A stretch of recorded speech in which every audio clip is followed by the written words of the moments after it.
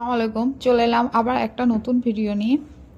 আজকে বাড়ি এসে ও বললো একটু ম্যাঙ্গো মিল্কশেক খাবে। ঘরে আইসক্রিমও যেহেতু ছিল তাই জন্য আমিও বারণ করলাম না। তো আজকের মিল্কশেকটা আমি করে নিচ্ছি। প্রথমে কিছু ড্রাই ফ্রুটস নিয়ে নিয়েছি একটা পাত্রে, আর গুঁড়ো দুধ নিলাম। লিকুইড দুধ তো অবশ্যই লাগে, তার সঙ্গে গুঁড়ো দুধ লাগে, চিনি এবং কিছু আইসক্রিম, রুয়াবজা, বাস এগুলোই। প্রথমে আমটাকে কেটে আমি গ্রাইন্ড করে নিলাম, তারপরে তার সঙ্গে দুধ মিশিয়ে আর একবার ওটাকে পেস্ট করে নিলাম সঙ্গে চিনি দিয়ে।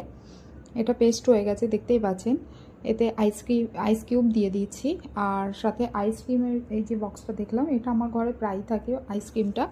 তো আইসক্রিম ম্যাঙ্গো যে কোনো শেকের সঙ্গে আইসক্রিমটা খেলে বেশি ভালো লাগে। তো আইসক্রিমটা দিয়ে দিলাম, তার সঙ্গে ড্রাই ফ্রুটগুলো উপর থেকে ছড়িয়ে দিচ্ছি, সঙ্গে রুয়াবজা।